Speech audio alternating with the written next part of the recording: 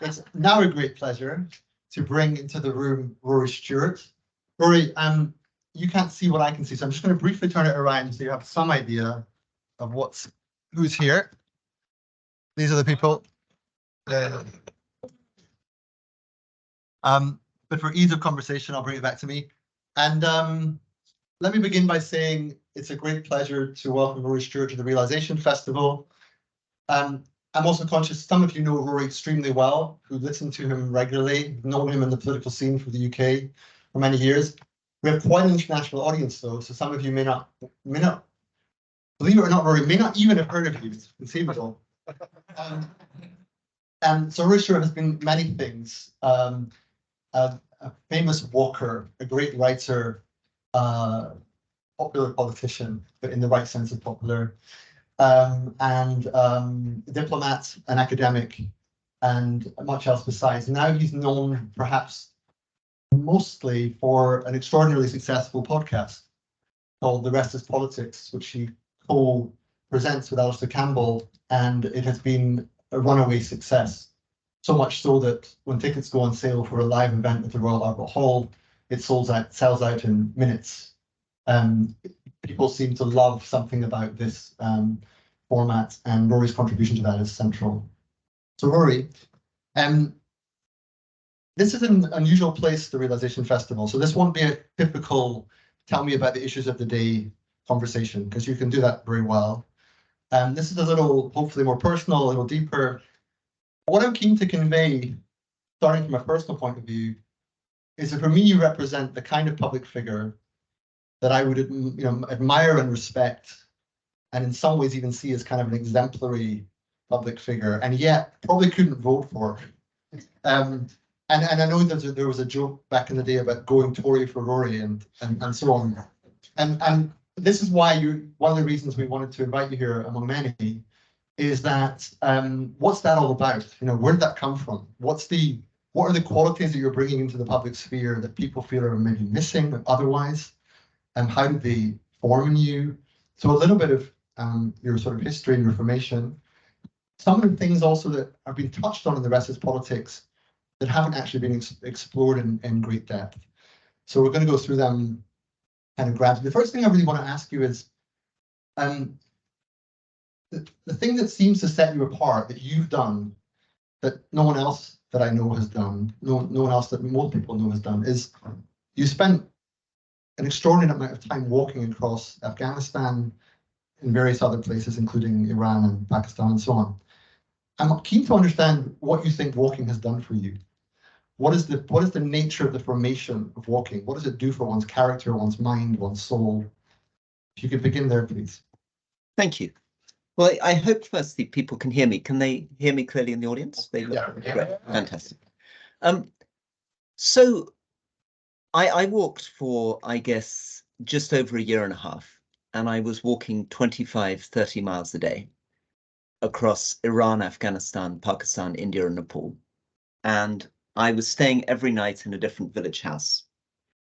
And there were things that I expected from walking which didn't actually happen. I imagined walking would be a experience where I would be able to remember every footstep stretching in a line right the way across Asia. I had an idea that for the rest of my life, I would be able to remember every step of the way. I don't know why I thought that, because obviously thinking back on it, it seems a slightly mad idea that I had in my head. So I was explaining on the walk. I walked 25, 30 miles a day. I walked for just over a year and a half. I stayed in 550 village houses along the way. And I thought that I was going to be able to remember every step of the way. I thought it would be a sort of continual mystical experience. The reality is that much of the time it wasn't. Much of the time I was worried about a blister on my foot, or I was feeling tired, or I was trying to work out where I was going to get that night. And it was only really in about an hour and a half a day that I was really able to settle into the walk and take in what was surrounding me. And sometimes I would lose 3-4 weeks at a time walking through Nepal, where I would get very, very frustrated and angry with buffalo in the way on the path and the height and my knees hurting and things. ultimately, I think what I took away from it was less the physicality of walking and more the experience of those village houses, what it felt like to live in so many different people's houses night after night. And generally people in very remote areas, living in villages and sleeping on their floors and getting a sense of their perspective on the world. And I suppose one of the things I took from it was how someone in an Afghan village, 10 days walk from the nearest road, can feel that they are very much the center of the universe, that they don't feel that they are somehow in a backwater or in a remote place or detached, but that their life can have immense meaning and significance without ever leaving that valley. And that was very important for me because, of course, somewhere in the back of my mind was the idea that I needed to walk halfway around the world in order to try to find things out. And I was discovering people who seemed very happy and very rooted, who were not trying to walk halfway around the world. Right. And we had another guest here, you may know him, Satish Kumar, who also walked a great deal, walked for peace. In his case, it was very clear why he was walking. You say at the beginning of your one of your books, The Spaces in Between, one of your very acclaimed books, particularly about Afghanistan in that case, that you're not very good at explaining why you walk. But I'm going to give you another chance. So you explained there how it felt and what you did and didn't notice. But the underlying motivation, there's that scene in Forrest Gump where he says, I decided to go for a little run. And I'm just wondering, you decided to go for a long walk. I'm just curious what was behind it. So I think that I thought it would be a sort of mystical experience, that it would transform me as a human. I had an idea in my head that being born in the world is like being born in a prison cell. And that if I was in a prison cell, I'd want to walk around the walls of the prison cell and explore the dimensions of it and the limits of it. And I thought that by putting a line of footprints around the world, I would somehow come to terms with the earth that I was born on. But I'd also very influenced by Bruce Chatwin's book Songlines and his writing about Aboriginal songlines, in particular the ways in which songs were used to trace out a route across a landscape. I was very interested in Wordsworth and his walks. I was very interested in the idea of Buddhist meditation through walking. But also at the same time, I think it was an adventure. I think walking across Afghanistan after the fall of the Taliban was partly about going into a very different place and the adventure of that. Thank you. So you mentioned Afghanistan. If you don't mind, I'm going to play a short clip about Iraq, which followed shortly after Afghanistan, and just ask you to reflect on that. So this is a clip you'll probably now know because I'm sure many have asked you about it. Just a brief exchange with Jonathan Powell. But if you don't mind, I'll find the page on the screen, and hopefully I won't need Nick to step in with tech support. I think we're okay. We've got the right one here, and it's preset. So this particular clip lasts about 1.5 seconds, and you should be able to hear it too, Rory. And hopefully, 1.5. What did I say? 1.5 seconds. 1.5 minutes. Yeah. Okay, let's hear it. And the context here is Jonathan Powell is Tony Blair's chief of staff. Alistair Campbell, chief press officer, together made a momentous decision to invade Iraq. Several years later, reflecting on that. But there's something about this charge. Rory, as you can hear, is typically by default quite a convivial fellow, but there's an interesting moment here of charge. Where I suspect I do find a big disagreement with supporters, and I've very much changed my mind on Iraq, is as somebody working on the ground, I think people are very naive in their belief that they could have done it properly. So one of the great things I hear from defenders, particularly in the US, is the problem wasn't the invasion. The problem was we didn't do the post-invasion right. If only we'd built the state properly, if only we'd stayed long enough to sort out the Sunni Shia. And I guess I would say that, certainly from my perspective, working on the ground in Iraq, it seems completely implausible to me that we ever had the knowledge, the legitimacy, the power to resolve Sunni Shia conflict and build the state. What's the alternative to the policy as pursued by us at the time? Not to intervene. No, That's not a policy. Never, that's anywhere. So you wouldn't that's a intervene? policy. That's not a policy. I That's a decision not to do anything. Well, I'm a strong supporter of the intervention in Bosnia and Kosovo, and I'm an opponent of the intervention in Iraq. No, so what's your policy? But what do you do to deal with the problems that we were... Containment. That wasn't working. That's the trouble with containing. It was actually splintering at the time. We don't want to get drawn down that, but I think had we longer, I would Why was it okay to intervene in Bosnia and okay to intervene in Kosovo, not okay to intervene in Iraq? And why didn't we intervene in Rwanda? Okay, so let me push back, because you're unable to distinguish the prudential from the ideological. Ought implies can. You do not have a moral obligation to do what you cannot do. The stupidity of your position is that you think it's enough to make a moral argument in Rwanda or Iraq and say that the question is, what difference is there in moral terms between Bosnia, Kosovo, and Iraq? The fundamental difference is you couldn't do it in Iraq. And doing something that you can't do causes untold misery. And you were not focused enough on the practical. You believed, provided you were righteous, you could say stupid things like containment was fracturing, when it is entirely, to me, apparent that containment would have been infinitely preferable to what happened. Saddam Hussein did not pose an existential threat to global security. You did not need to intervene in 2003, and the world would have been better off had you not done it. Oh, yeah. Rory, I clearly don't want to go into the minutiae of whether or not, what happened in Iraq and so forth. What I'm more interested in there is the sort of performance equality, the power of the rhetoric, the emotional charge. I also listened to the audiobook of your time in Iraq, where you were a deputy governor of a large area, with a lot, budget responsibility for, I think, millions of people in a sense. And throughout the book, there's moments there where you describe, really difficult conditions and your life being on the line and very unstable scenario. And in that clip, very unusually for you, there's a kind of loss of temper. And I just wonder, is there something about the time in Iraq coming through there? Was there something about a kind of trauma or memory or something that made you feel so heated that you would come out of character in that way? Yes, I think there is. I think there's different sorts of memory going on there. There's my memory of how bad things were in Iraq. That's people being killed. That's the extraordinary humiliation, the waste, the extravagance, the stupidity of what I was seeing day to day on the ground. But it's also at a profound level, it's a sense of my replaying arguments that I had when I was in Iraq.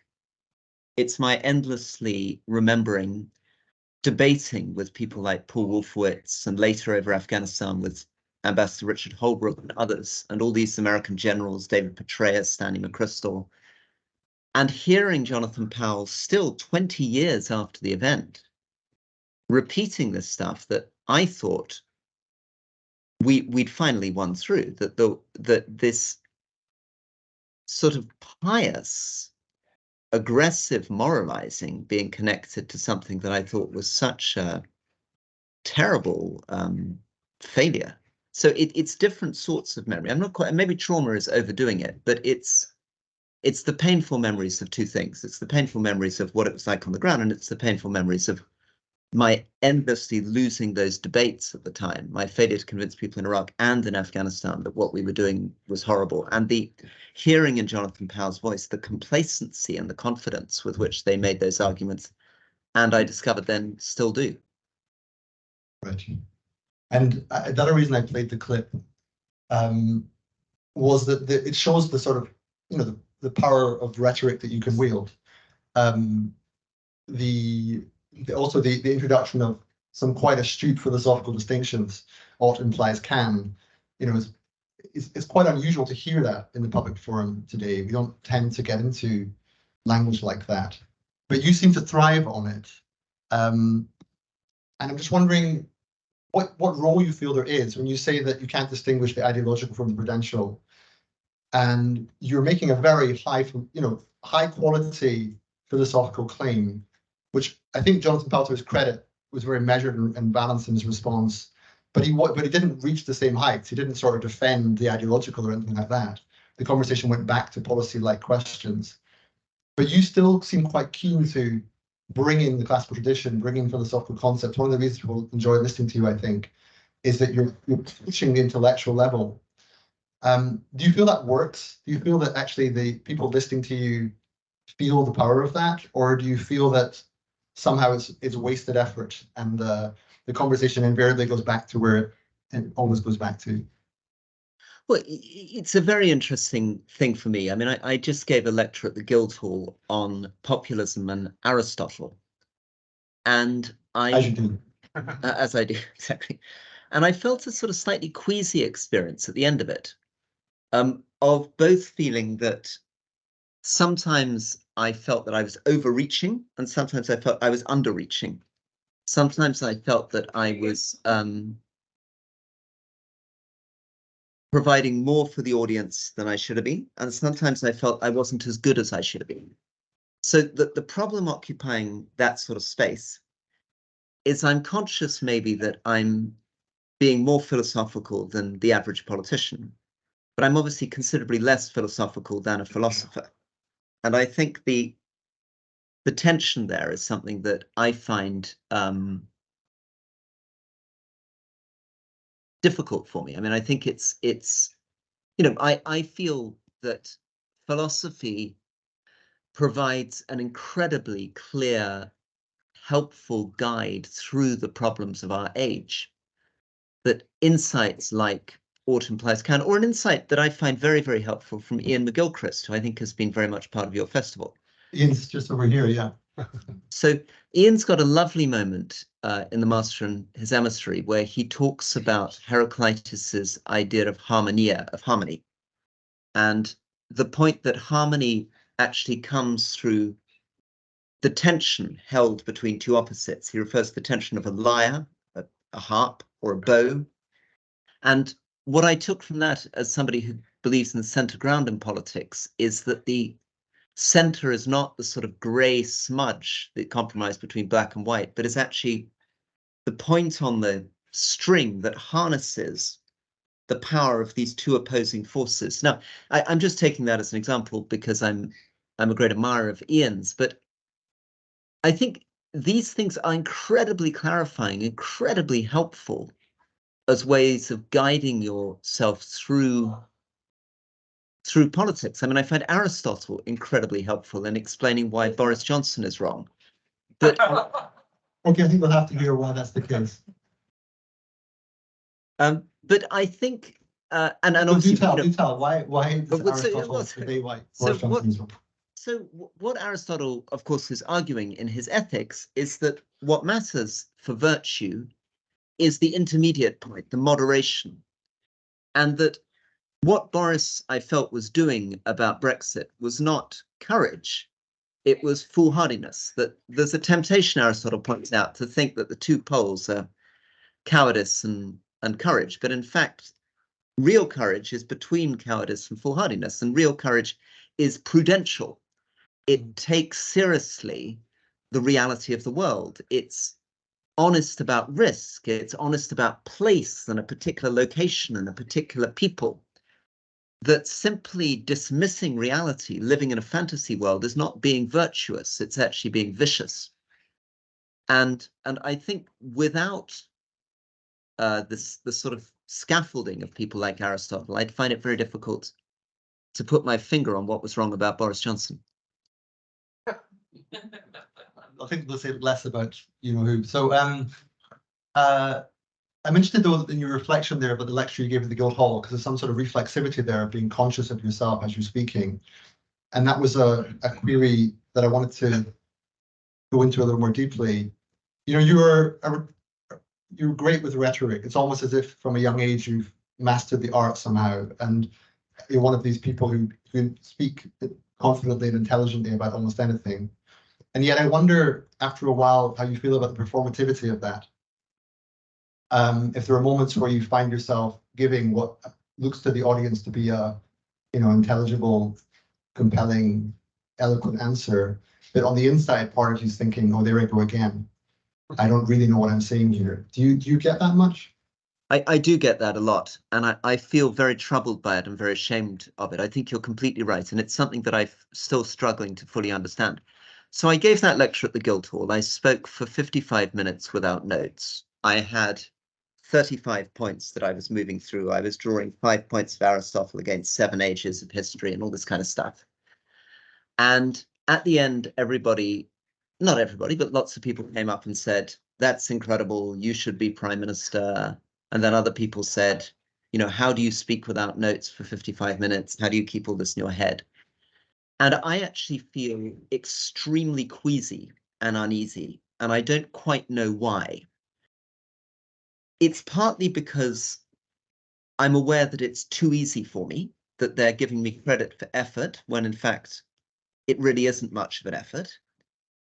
And it's partly because I feel I'm cheating them. It's partly because I feel that it isn't as good as it could have been, that I'm well below the level that I could have really put myself to, that I'm operating in an environment in which, I mean, I felt this in the House of Commons. Because the House of Commons isn't an environment which cares very much about public speaking, strangely. In the 19th century it did, but today it doesn't really. I started by putting a lot of energy into my speeches. Pretty soon I was just turning up without having even written a speech, really, and just sort of pontificating, and everyone will go, "That's great." And I felt very ashamed. Now, I don't know whether this is something, Jonathan, that you feel if you did a sort of chess performance with everybody saying, "Well, that's amazing, you're playing simultaneous chess," but you're slightly conscious of the fact that you're feeling like a performing monkey. So I'm going to put you on the spot for a second. I mean, maybe not a monkey, but I do know the feeling of something that is second nature. I could play 20 or 30, 40 people at once and win virtually every game without really any effort.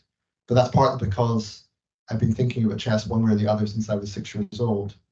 And that's a kind of expertise which you seem to have in a rhetorical context.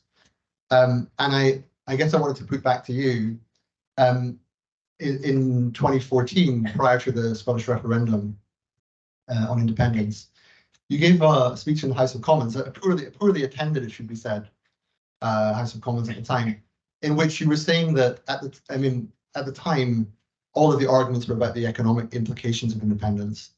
And you were saying this won't cut it, you know, the temptations are of a different order, but you actually went so far as to say it's a matter of love.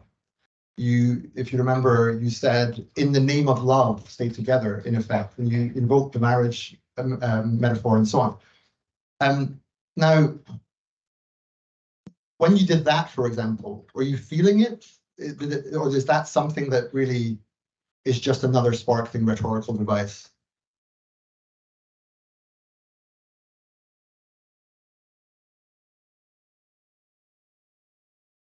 I felt that metaphor very strongly. I felt that what was happening in the Scottish referendum, I mean, it's important to understand that I see myself as Scottish, although my father's Scottish, my mother's English. And I represented a constituency on the English-Scottish border. And my identity was very much bound up with being part of the United Kingdom. I was in the United Kingdom Parliament, I'd been in the British Army, I'd been in the British Foreign Office. My family home was in Scotland, but I'd been to university in England, and I felt very strongly that the biggest danger of a lot of what we do in life is to think that we make our lives better by cutting other people off. That when we're under stress and things are problematic, we want to sort of put up walls between us and other people. If only I can get rid of my family and my friends and my work, everything's going to be better. And I felt that in Brexit. You know, if only we can get rid of the European Union, everything's going to be better in Britain. And I felt it with Scottish independence. If only we get rid of the English, everything's going to be better in Scotland. So I felt this was very sad.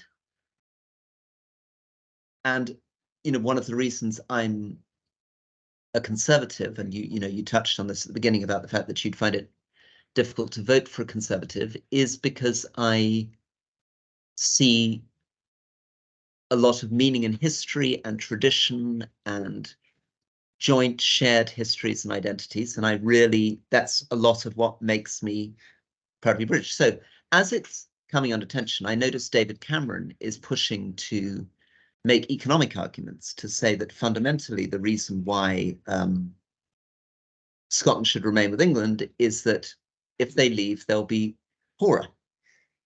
And that struck me as a daft approach psychologically. I mean, it would be like your partner leaving you and you saying as some sort of horrible rich old man or woman, you're going to regret it if you leave, you know, you're going to be poorer. Right?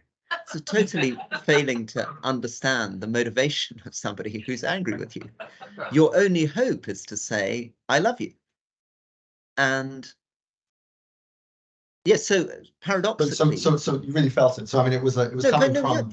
Paradoxically, Scotland's independence is something that had more meaning to me than almost anything that I'd done in politics in the previous 4 years. It was the issue where I really thought, this is the thing I can stand or die on. This is the thing that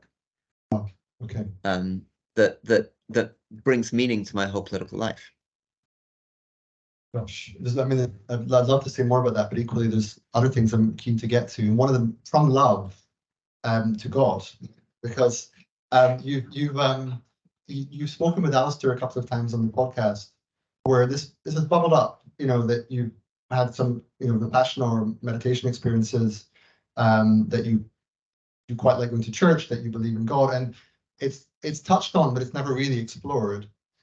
And I suppose, in this context of this festival, where we've had this conversation yesterday, you mentioned, Ian, that was one of the main things we spoke about after the presentation, the sense of the sacred. So we're just curious now that we have a chance, that where are you on those things? What is your sense of the meaning of life from that cosmic perspective?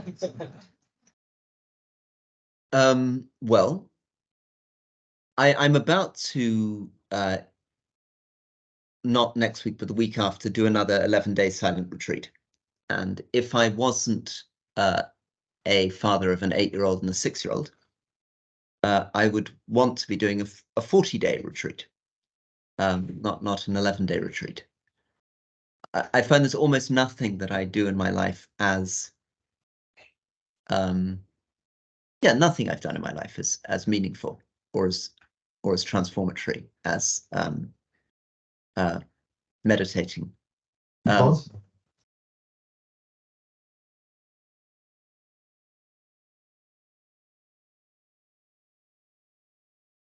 I suppose it gives me a glimpse.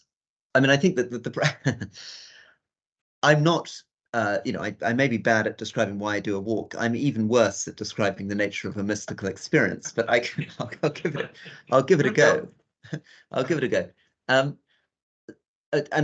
bearing in mind that the words that one reaches for are always, I think, necessarily cliches. But yeah, I mean, one thing is, it gives me it gives me an intuition of what the world would be like without me, which I find very comforting. I can find in the gap between two breaths the possibility of a world continuing after my death.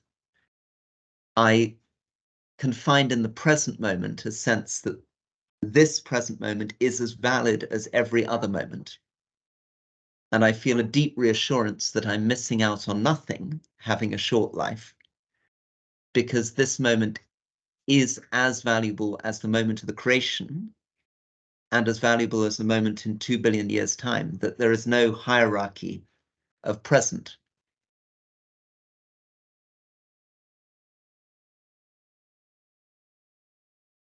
But also, I think, just in an everyday sense, when I return from these retreats, I find a transformation in my relationship with my children, in my patience and my ability to sit with them. And I love feeling my own insignificance, because I'm a sort of public figure and sometimes even a sort of celebrity in a kind of minor mini sense. It's incredibly helpful for me to see myself as being very transitory, very impermanent and very mortal. Right, very well said. And I'm curious, in those moments, what is your sense of relationship? Are you in relationship with some kind of ground of being, or are you alone, or how would you characterize that sense of when you're close to the center of reality? What are you close to? I think that is something that I need to learn and will change and will deepen over time. At the moment, it's more that I feel connected to the fundamental stuff of the universe, that I can imagine that we are literally made of stars, that we contain within ourselves the components of the Big Bang are there within our bodies, that that we touch through an awareness of tiny sensations on our skin or through our breath.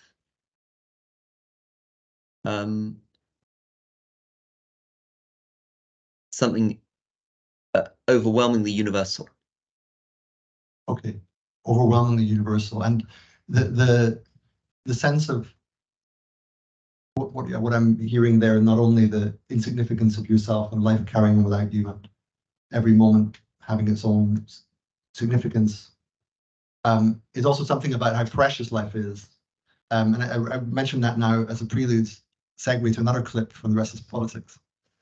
This clip is with Kate Raworth.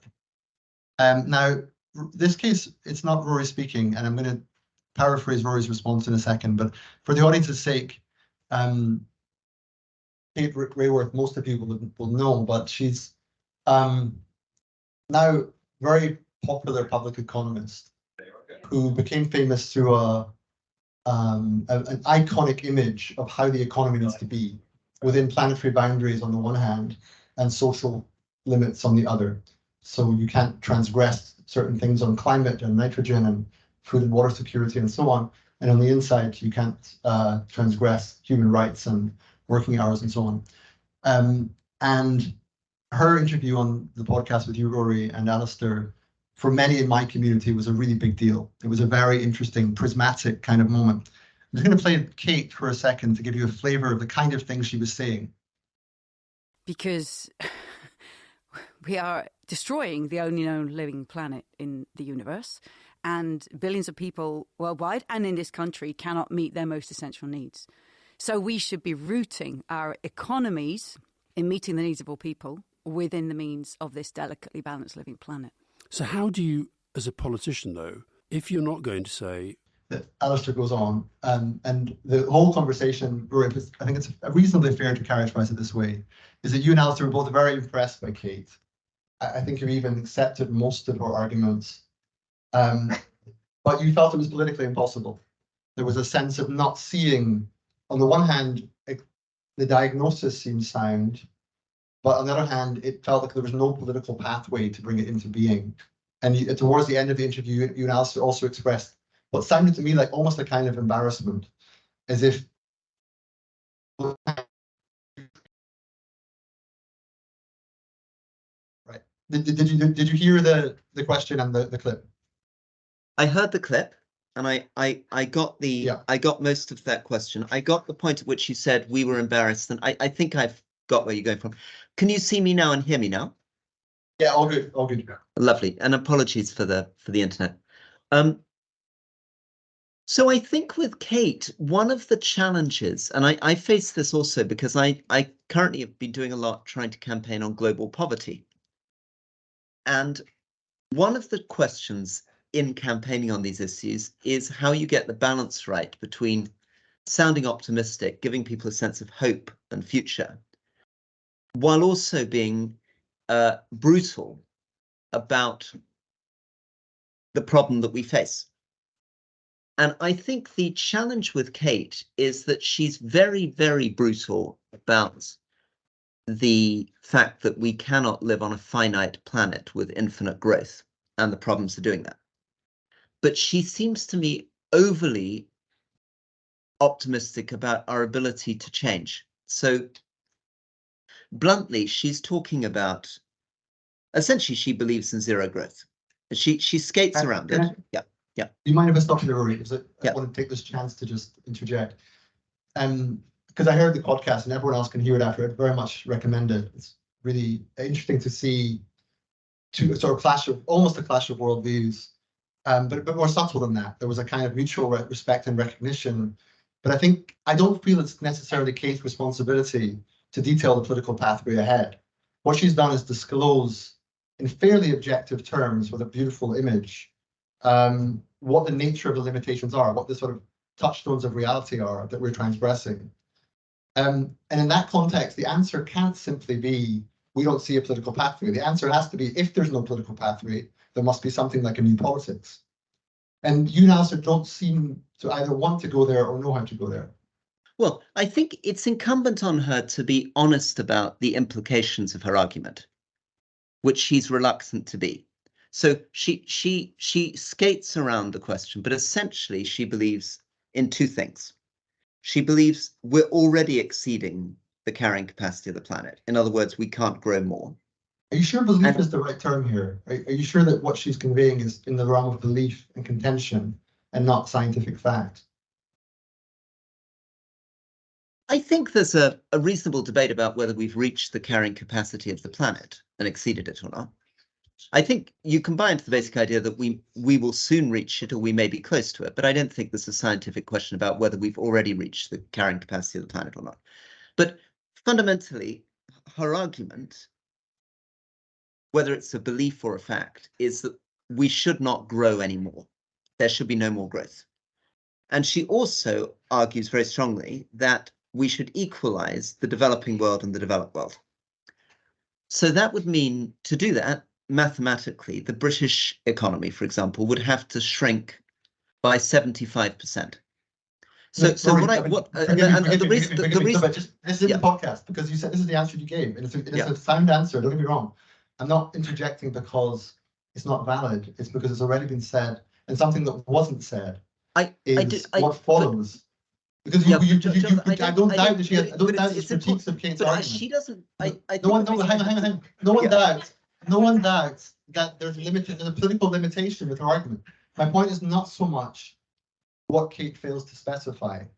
My point is, you as a public figure with a large platform being confronted with the state of reality such as it is, rather than bouncing it back to her and saying it's your responsibility to say how this works in practice, isn't it incumbent upon you to have a different kind of conversation? Yes, it is incumbent on me, but politics is ultimately has to be the art of the possible. It has to be about understanding what you're trying to do. So being very specific about what the problem is you're trying to solve, not at the high altitude level, right, but at the concrete level of what we're really talking about, and getting a shared agreement about what we're trying to do is vital before we even get into the mechanics. So let me just take it back for 30 seconds into what she's saying, right? She's saying that the British economy would have to shrink by 75%.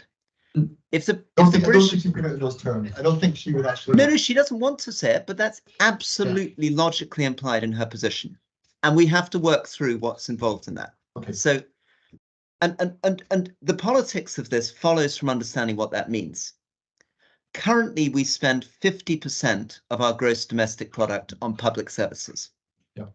If we shrank our economy to 25% of the current size, we would end up in a situation in which we would not be able to pay for any of our schools, any of our hospitals at anything like our existing level. Right. So what we are asking from the public, and this is something that's important to understand, is not just that a few billionaires pay higher taxes.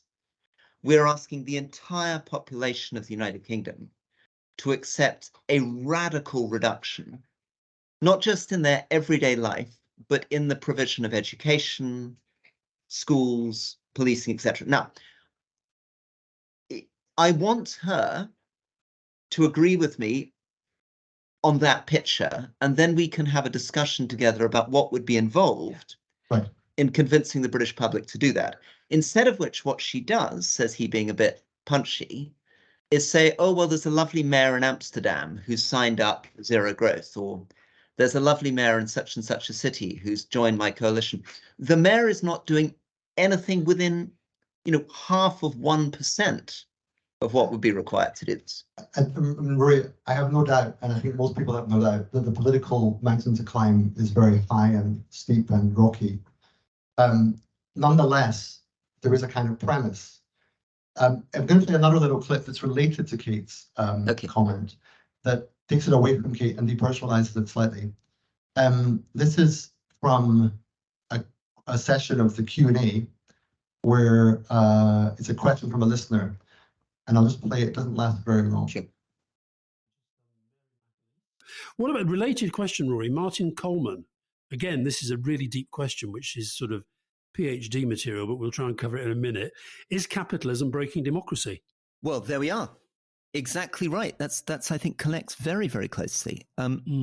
I think it is. And I think... So do we need a new capitalism or a new democracy to fix it, or both? Well, I think we probably need both. I mean, I don't want to be sort of pompous about it, but I think it's a situation where our economic system isn't delivering. Our democratic system isn't trusted by people. Trust in institutions. We haven't talked about this enough. But one of the things you see in the polls over the last 10 years is trust in institutions really beginning to drop very, very dramatically. And it's not just, I think this is important. We can get very wound up about the awful behavior of politicians in Britain, but it's a pattern across Europe and the United States. And it's partly because more and more people feel the system is unjust. It's just not delivering for them. And so, Alistair, I think maybe time for a quick break. So I really enjoyed that clip and tweeted about it at the time because the juxtaposition of the seismic discussion and the need for the quick break was just kind of amusing. I suppose it's related to the Kate question, but there's no need to entangle them too tightly. Just that the feeling is that the kinds of things you and Alistair are talking about, clearly catering to a very eager public, very well done. I listened to it myself. I enjoy it. It's commendable. Nonetheless, there is a part of me that feels it's a bit unreal, that actually you're speaking about things that are not really encountering the nature of reality as we now see it in the year, 2023. That the degree of ecological crisis and other forms of crisis is such that conversations about who's up, who's down in political fortunes feel a little bit, the risk being a kind of entertainment, rather than as you, commendable kind of diplomat, statesman, and so on. It feels like someone that you ought to take the lead and say, look, this conversation is not good enough. I don't doubt there are political problems in implementing this kind of thing. Absolutely don't. But it feels like it might be your responsibility to actually take the lead there. So I think you've put your finger on something important. I, broadly speaking, am advocating for much more moderate change. What I'm saying in that clip, when I say capitalism has to change, is that I think we should be following a much more social democratic model, as it were, more of a Scandinavian model. When I'm saying democracy should change, I believe more in citizens' assemblies. What I'm not saying is that I'm envisioning a Kate Raworth-style transformation. I think that the United States and Britain are too unequal. I think our welfare states are brutal. I think our prison system is bad. I think that we need to find a way of giving more dignity and fulfillment to the poorest people in our society and giving them a sense of being valued. Which means that I'm still operating in a tradition of trying to improve the traditional structures of democracies and markets by basically becoming a bit more Scandinavian. That's a very, very long way from what somebody like Kate, or I suspect you, are envisaging.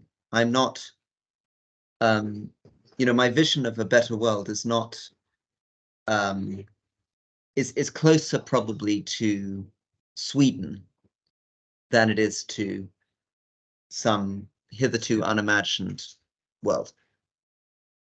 Okay, so the last thing for me then, before opening to the audience, is just the hitherto unimagined world that you mentioned, there are many people who now feel that we're in a stage of history like that, where the converging pressures, not just ecological, but a sense of capitalism running out of frontiers. There's been a shift in geological time. There's been a change in our information system, called by Maria Ressa, an invisible atom bomb exploding in our information system. The world is utterly changed. And the worry is that the conversation has to change with it.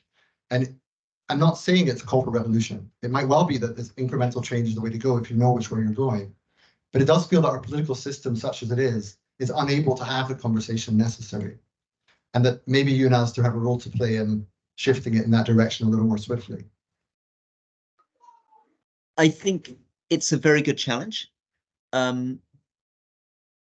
I just add to it that we need to be thoughtful about where the revolutionary impulse goes and be cautious about not falling into the trap of believing that there are some new non-democratic structures or authoritarian structures. I mean, I'm sure you don't believe this, but there are definitely people within some of these movements who are frustrated by the pace of democracy, who are frustrated with having to bring people with you, who are frustrated by how slow we are, and who imagine that there needs to be some radical revolution in which some vanguard will tell people what's best for them.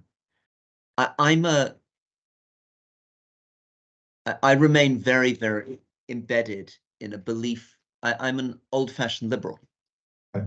And in doing that, I'm embracing the strengths of that, which is the strengths of consent and bringing people with you.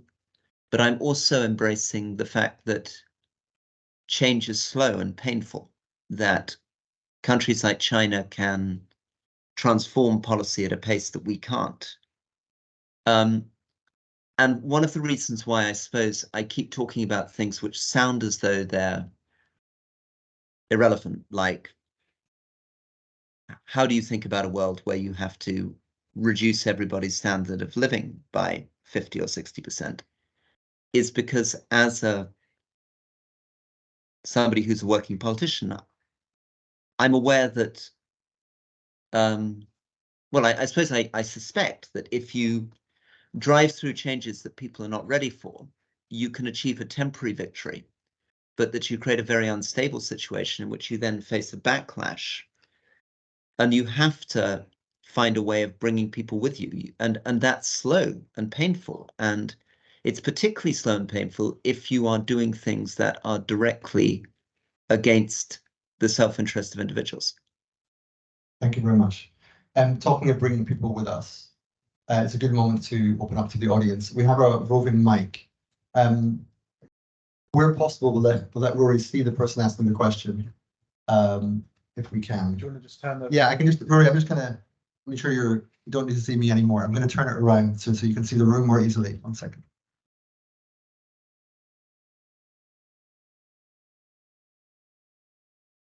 Is that better? Sure. How's that?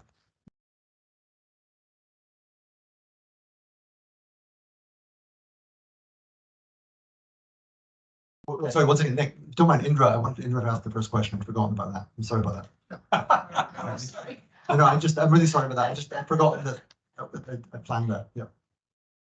Oh, that feels like a setup now, but I hope that's okay with you, Rory. Hi, I'm Indra, and I wrote a book actually called The Politics of Waking Up, because I think we're living in this age of waking up. And I sense from the way you described some of your journeys recently that there's quite a gap, or not a gap, there's like a distance between your daily life and something that you're seeking to find out more about. So, going walking for these long distances across these lands, you seem to be connecting with the ground in some way, and that there's something to be learned. And you described what you were learning from the ground. And then you described something about the retreats that you're on. So there seems to be this daily life of the politician, if you think of yourself as a politician today, and the return to something something perhaps new intelligences and new information that you're not going to get in that normal public space. And so I want to ask whether or not you feel there is anything rising up for you in your sense of a change in public space, that we really do need a shift or something new in politics, that you suggested to Alistair Campbell. You said we need a new capitalism and we need a new democracy. Is anything taking shape in your mind about something new that could appear? For example, thinking about Scotland, which has a proportional system, do you ever think of a new party or something that new that could be initiated that's coming from your in-betweenness that you seem to be exploring quite a lot? Well, thank you. I mean, I definitely feel those things. I definitely feel our electoral system is broken. I definitely feel that we should move towards a proportional representation system, because that's necessary to give space to new parties. I ran to be Mayor of London as an independent because I was very interested in trying to define something that's separate from the Conservative and Labour parties. I feel they're sclerotic and they're stuck, and they're peculiarly unable to respond to a changing world. They're unable to think. I mean, there are many, many difficult problems in politics, but one of them is that the structures of the 24/7 campaign, the pressures to get elected, reshape, I think, your brain. I mean, I'd love to do a study on the brain of politicians. And this may be where we need to get Ian involved. But, you know, just as we know that taxi drivers have enlarged hippocampuses after they've done the knowledge in London, I'd be very interested to see what 10 or 15 years of political campaigning and the pressures to be endlessly simplifying, presenting things in black and white, excluding nuance, sounding perpetually confident, what that actually does to the way that different bits of the brain is firing, and the way in which I think it incapacitates you for the business of governing, that the type of brain development that comes from campaigning cannot be removed once you're around the cabinet table. The analogy that I came to is that politicians think that, Machiavelli thinks that this sort of stuff is a mask that you can put on to get elected. You can kind of lie and cheat and simplify and bullshit to get elected, and then take off the mask once you are governing. But they're wrong. I think the mask is painted with some infecting poison that once it's removed is continuing to corrode the features of your face and brain, that you become worse in mind and body and soul. And so a lot of what I would like to achieve in reforming the structures of politics are to think about what you could change in the structures of politics to make it less likely that we generate the culture of politicians that we have today. Yeah.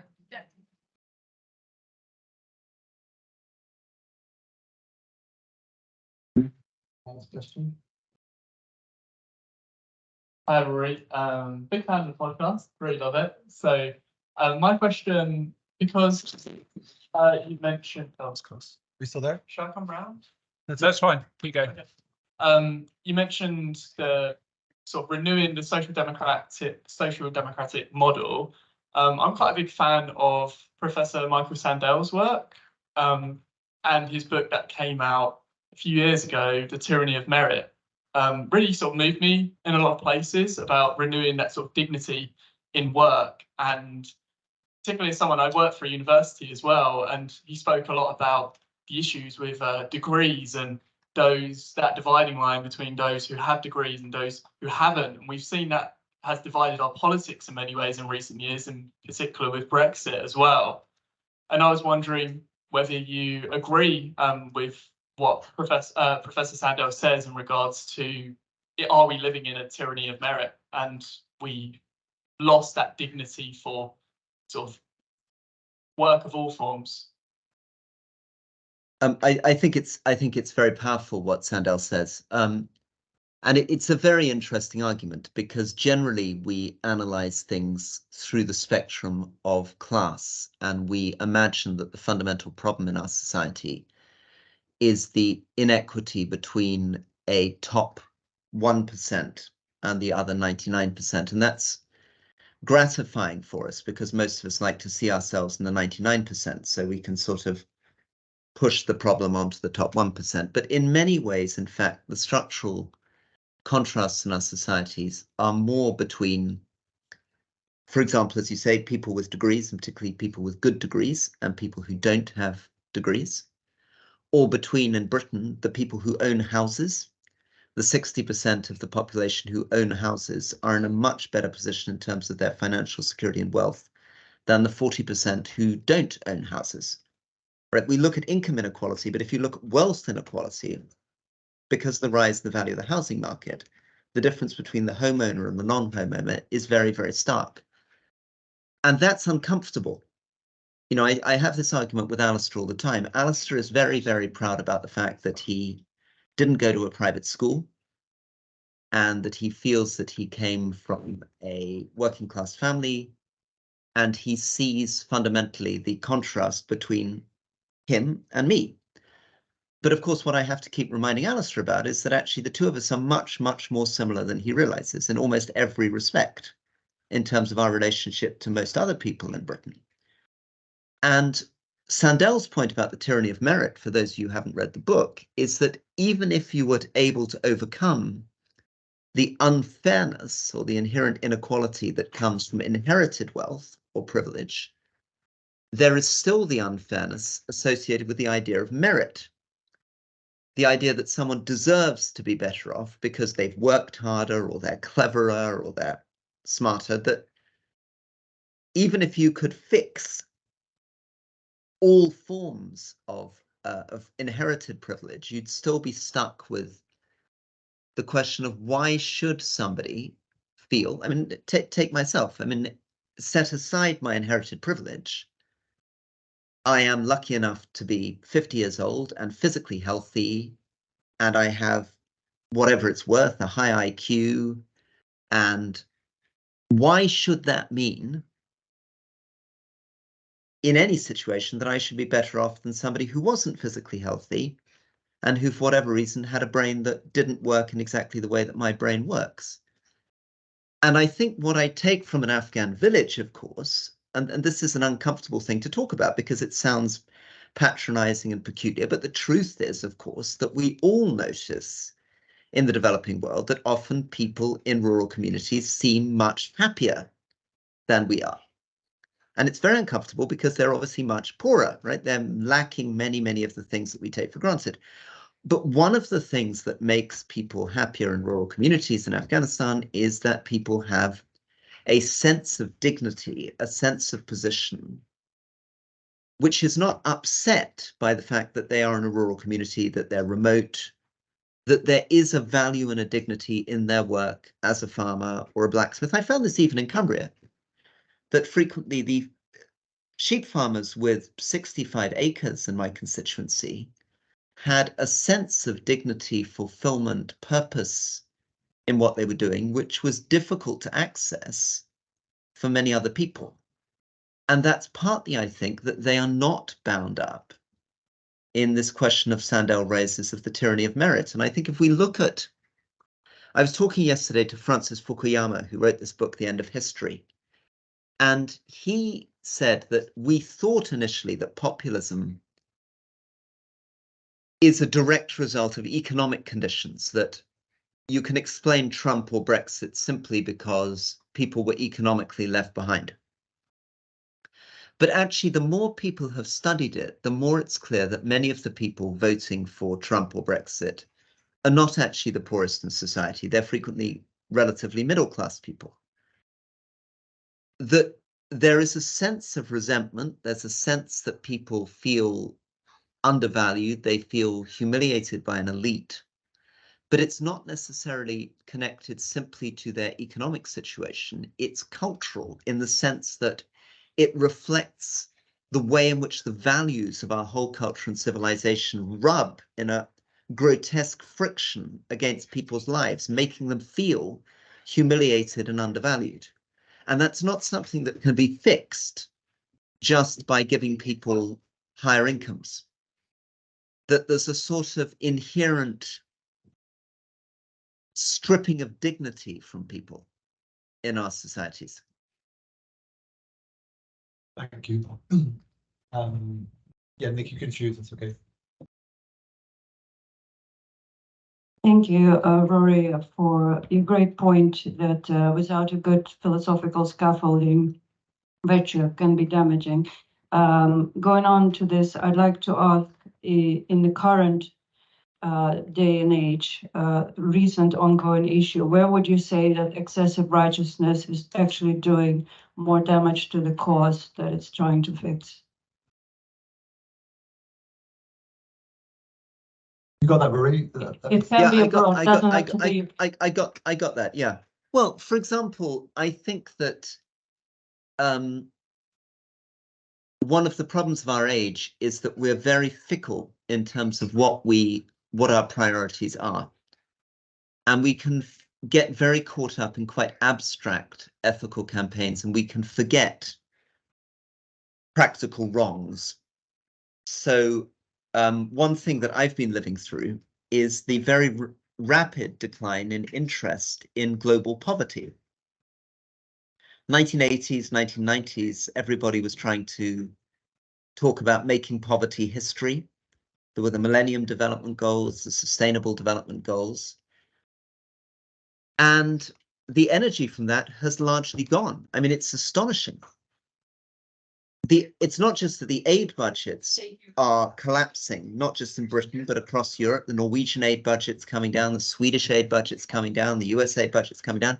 But within those development budgets, less and less is committed to helping the extreme poor. And why is that?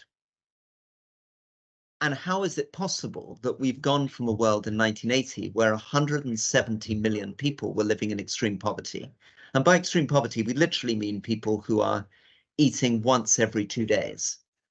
So I talked about a dignified life. Extreme destitution is not dignified. Extreme destitution is horrible on every possible indicator. It is a tragic existence of seeing your near neighbors die prematurely, your children dying in infancy, the terror of being unable to know whether you're going to be able to make it through the week. We've gone from 170 million people living in those conditions in sub-Saharan Africa in 1980 to 470 million people living in extreme poverty in Africa today. Across the continent, the number of people in extreme poverty, the absolute number is rising. And in many countries, the proportion living in extreme poverty is rising too. And yet nobody's talking about it. Instead, we're talking about other issues. And this is where the question of righteousness comes in. And this is going to be difficult with the room. But unfortunately, we want to believe that we can talk about all these things at the same time. But frequently, one conversation is cannibalizing the resources for another conversation. The total amount of money we have to support the extreme poor is reducing, and partly reducing because many people don't think that the only thing that matters is climate. And climate increasingly means money being directed towards countries like Indonesia, which are emitting carbon, rather than places like Somalia, which are bearing the brunt of the impacts of climate change. Right? Somalia going through its 7th year of drought, it's not emitting much carbon or methane, but it is those people who are actually suffering in a way because they lack the resilience that the wealthy world possesses to deal with it. It's striking in Uganda, for example. Uganda is unbelievably poor, brutally undemocratic, and nobody's paid much attention to Uganda until recent legislation on LGBTQ rights. And suddenly, the whole world is now boycotting Uganda. It's very striking that we didn't care somehow 2 years ago, 5 years ago, that opposition leaders were being locked up, that people were starving. But when a new thing that happens to catch our attention, and that can be quite fickle, it moves year by year, suddenly everybody's excited by Uganda, they're boycotting Uganda, they're focusing on Uganda. So trying to get a steady moral compass that acknowledges that all these things matter, that it's not that for a decade poverty matters and then we forget about poverty and what we care about is climate, and then we forget about climate and what we care about is some other thing. But trying to maintain our obligations towards other humans and other countries through these changes and fashions, I think is a massive challenge for our age. Rory, a follow-up on that question for me, if you don't mind. I take the point that there's only a certain amount of space for conversations, multiple issues, all of which matter. You mentioned it's fickle which way it goes, but is that really the case? I mean, is it not the sense in which there are people setting media agendas? Is there not a sort of underlying power interest in some conversations happening and not others? What do you really think determines what people are talking about? Is it just chance and fashion, or is there something else going on? I think that there's obviously there's media moguls and politicians and owners, and they have interests in defining conversations. And you're completely right. A lot of politicians in the developed world don't want to spend money on international development, so they turn the conversation off extreme poverty because it doesn't suit them to acknowledge the fact that, I mean, remember, sorry, just to hit this again, it's not just that about 10% of the world is living on less than $2 a day. 50% of the world is living on less than $6 a day, which is still very, very, very, very poor. That's half the world's population.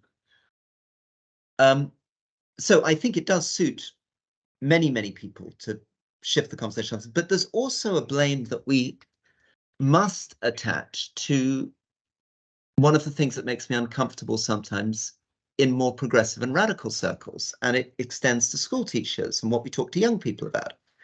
And that's partly that I feel with many, many teenagers that the conversation is too abstract, it's too detached. Right. It's not rooted in a village on the Rwanda-Burundi border. It's operating at a level of abstraction about identity or grand utopian schemes, and is very, very far from, can we concentrate on what's happening here or what is implied in doing what you're talking about? Rory, it might please you to know that Ian is nodding approvingly that comment in the background. And a question from Shiva there, first of all, please. Shiva, just behind you, Nick. Yeah, thank you. Try and... Hi.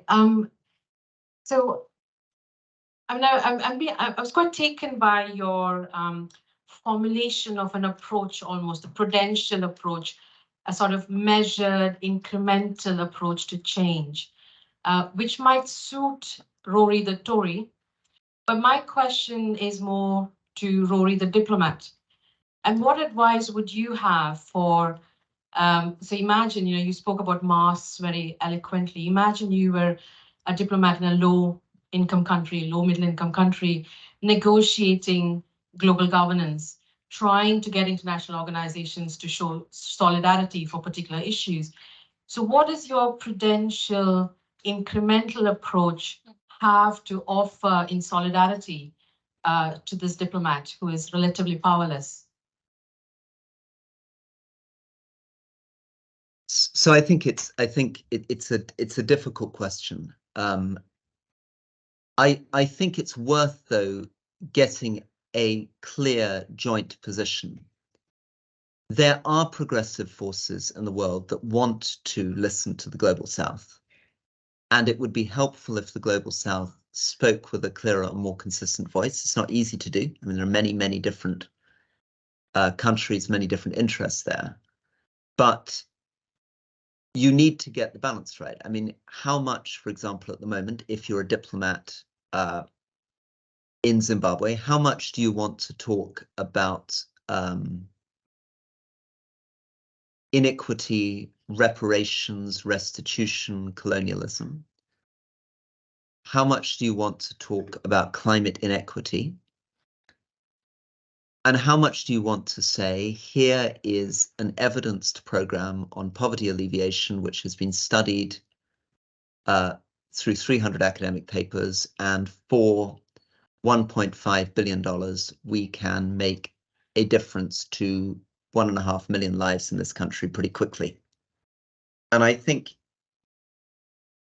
finding a way of navigating these different audiences, navigating the extreme abstraction of the United Nations, navigating the sense of anger and justice driving progressive causes, but also providing a sense of practical hope, providing a sense that, because I think underlying a lot of the problems that we have in our relationship with the Global South is a sense of hopelessness, a sense that development programs have been running for 70 years, these places are still very poor, all the money's being wasted, it's all corrupt, and being able to say, actually, we are making progress, and this is what you can do, and this is how much it will cost, and this is totally feasible, and this is the overall budget, and we're talking about a small percent of the overall budget, and building those coalitions with the World Bank, with the UN, with USAID, these things are possible, provided we're clear. I think we could be making much more progress. Clear on what exactly, Rory? Well, clear, for example, on poverty, that, I mean, you know, here I'm got a vested interest, but there is extraordinary evidence, for example, on the power of cash, that if we gave cash to the extreme poor, instead of doing all the things that we tend to do, which is waste a lot of money on capacity building and training programs and international salaries and local and international NGOs, we would probably be able to get 4 times as much done for a quarter of the price. And yet the world is very hesitant to give large-scale cash transfers to the extreme poor. When they do, the evidence is extraordinary. Transformations in nutrition, shelter, water, sanitation, education enrollment, health, etc. But building those arguments and holding your nerve and saying, let's work together to do this, I think is going to be very important. But it's at that sort of level of specificity that we're likely to make change, I believe. Thank you. Hi, Rory. Yeah, I'm really enjoying this. I'm enjoying this more than your politics podcast with Alistair, actually. I think there's a great interviewing Jonathan. There's a real sincerity to this that I'm really enjoying. My question is, first, could you expand on how you would restructure the political system? And my second question is, not sure we need a second question. Yeah, but go for the second question first. Then, what is your greatest fear and greatest hope for the future? Okay, first things first, Rory. First, we have to restructure the political system, and then you have a future. Restructure the political system, proportional representation, citizens' assembly, smaller House of Commons, House of Lords appointed by an independent commission to represent leading figures in different sectors of society rather than having a series of washed up politicians. Much stronger local government with local mayors with real delegated budgetary power accountable to citizens. That would be my starting point with Britain. In terms of my biggest hopes and fears, I think that authoritarianism and populism is on the rise, sadly. That many of the things that we're seeing, the 2008 financial crisis, social media, the humiliations, the Iraq-Afghan war, the rise of China, are all contributing to a world in which democracy is no longer inevitable, and where authoritarian and populist forms of government may continue to actually grow and predominate over the next 30, 40 years. That we may find that we're in a moment like the 1930s, in which suddenly people, or indeed the First World War, where suddenly people discovered that political forms and structures which they'd taken for granted turned out to be much more fragile than we thought. So I'm very, very concerned about that. And I'm also concerned that the likelihood of global conflict is significant, that there is a significant chance that we'll end up with the US being drawn into a China-Taiwan conflict. And that what we're seeing with Russia-Ukraine is just a hint of a much, much more violent world of global conflict. My greatest hope. Sorry, I'll add to my fears. I think AI, particularly general autonomous AI, can pose within 18 months to 2 years a threat beyond imagining. How likely is that? Within 18 months to 2 years, 40%. In terms of my greatest hopes, I suppose my greatest hopes are that we do have still an astonishing capacities as a species. And there is a sense in which we've never obviously been more healthy or educated. That the people that I'm talking to in this room are representative of many, many hundreds of millions of people worldwide, that we are capable of astonishing sacrifices, and that I remain at some level an optimist rather than a pessimist about human nature. Okay. Thank you, Rory. We're nearing the end now, and very grateful for your answers and your time. This is the Realisation Festival, so the final question was in relation to the idea of realization. And it was really to just probe for you, what have you realized through your life? What have you become aware of in the process of becoming 50 years old, and what's the main thing you've realized? And I mean that in 3 different ways, because we have 3 meanings of realization here, which is broadly, getting things in perspective and getting real, and what have you realized in that sense of realizing that something is happening or is the case. But there's also the realization of the self, and what have you become, what do you feel you are, and then there's what have you realized, what are you most proud of, what have you brought into being. So the final question is, what have you realized?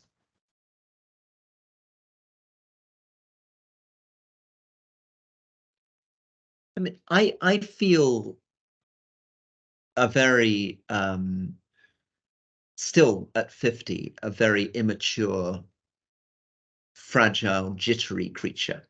I mean, I teased you, Jonathan, about this idea of being a performing monkey. I'm still too much of a performing monkey. I mean, in the first sense of realization of the real, I remain deeply committed to the idea of the particular, the local, the empirical, the practical, the grounded, the contextual, and very, very suspicious of. There's a lovely line which I adore from Yeats, where he says about, this is me justifying being a Tory, but he says of 3 great Irish Tories, of Goldsmith, of Berkeley, of Burke, he says, all hated Whiggery, that levelling, rancorous, rational sort of mind that never looked out of the eye of a saint or out of a drunkard's eye. All's Whiggery now, and we old men amassed against the world. So I think that's my first sense of realization, is the importance of insisting on the real, insisting on the specific and the particular. What have I realized in the external world?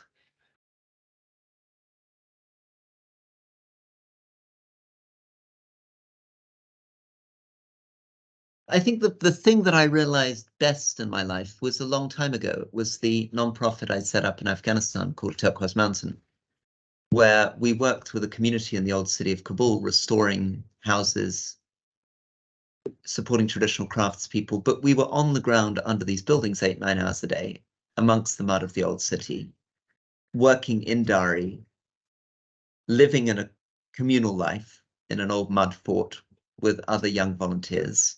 And I felt that I was able to bring my full ethical weight